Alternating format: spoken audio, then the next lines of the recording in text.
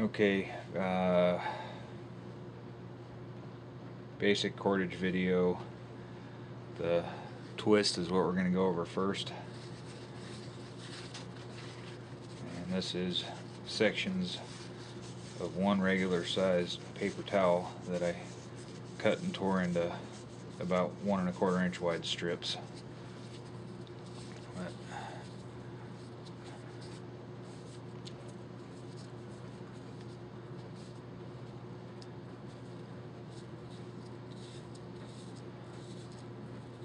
you can see I'm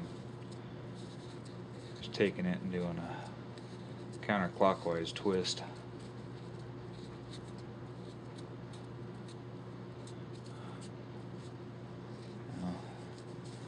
If that was the only way you could make cordage, it would really take forever and you'd end up with little sections like this. A faster method is to take your material. I'm getting my palm damp and trying to dampen my pants so it sticks a little better, but you roll it across your thigh. This is once you get your raw materials from a plant or bark. If you need to take the individual fibers and thicken them, this is one method for it. That turned out a lot nicer than the first one.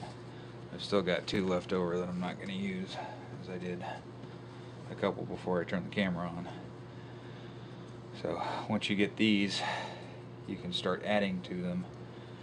If I want to double this, I start at this end. You can either tie them together with an overhand knot or just leave them loose. I'm twisting counterclockwise and holding it. I'm grabbing the new one and twisting counterclockwise over the top.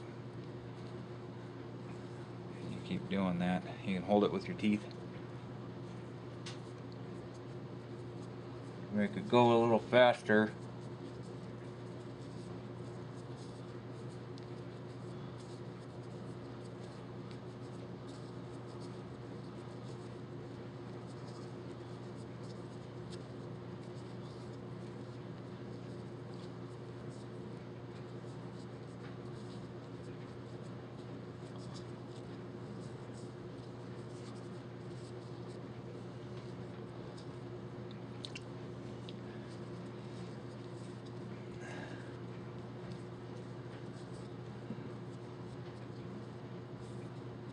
And as you can see, it's staying on its own. Now to make it a little more uniform, instead of pushing away like I did to do the initial twist, I'm pulling it back towards myself to even up the twist in this piece, and it unraveled a little bit, so I can redo that.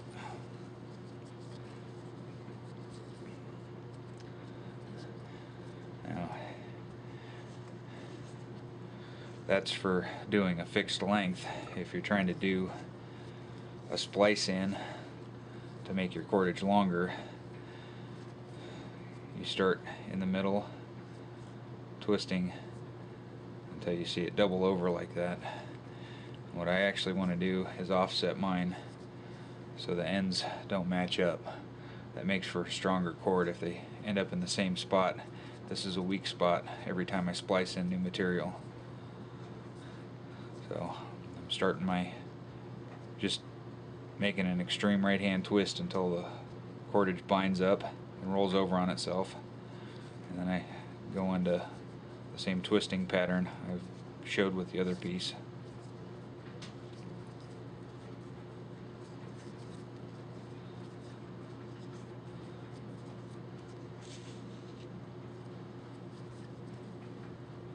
And now that we got about 1.5 inches left, I'm going to do my splice.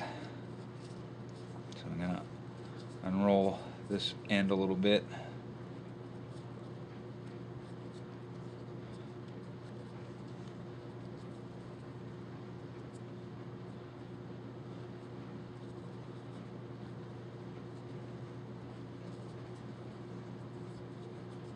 The more you can get the 2 ends to interlock, the stronger this joint will be.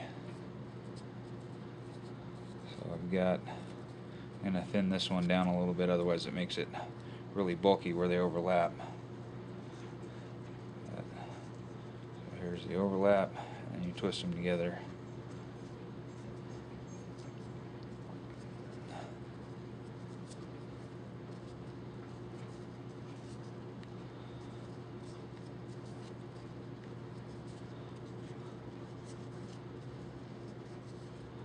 I specifically picked paper towels to do this demo with, to demonstrate how something so frail you see in your everyday life can be easily transformed into a more substantial, useful tool. And I'm ready for my splice on the other end. I don't have any cordage already made, so let me roll another one up real quick.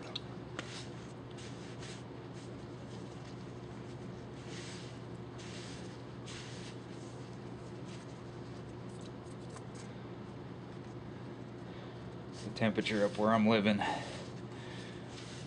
is in the low 40s for the high to the single digits for the low, and it is just zapping all the oils out of my skin. My hands are really dry, and I got to use my saliva to put some moisture down for things to stick. If it was summer and I had any sweat going, this would be a lot quicker because the material wouldn't slide off my skin as easily.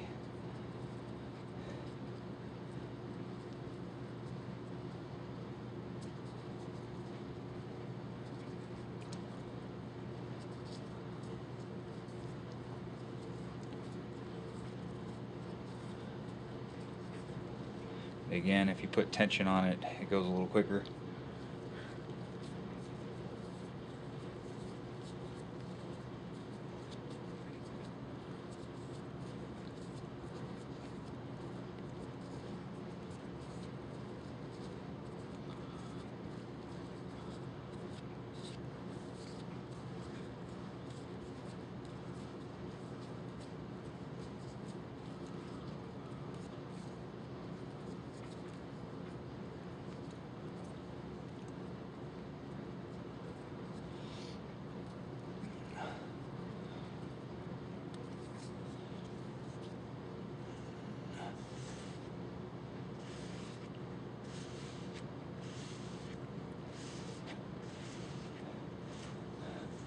I didn't do a very good job because I got some pieces that stick out a little bit. But then if I want to, now I'm doing a clockwise twist as I twist these into each other. That makes the original braid tighter.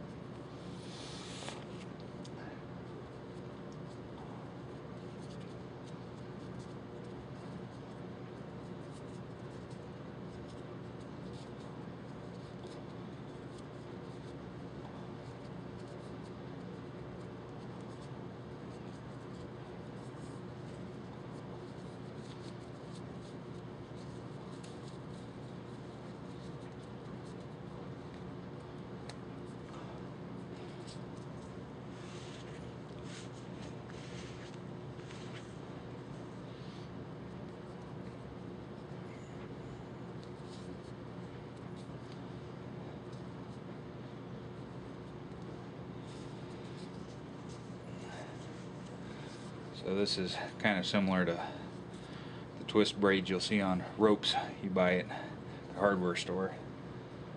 And this is a weight with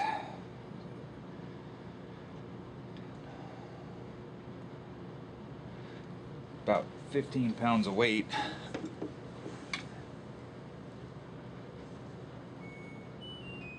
And my paper towel is now strong enough to pick up a 15-pound weight. What it definitely could not do in its original form. Because here's one leftover piece. And it just broke. So, hope you enjoy.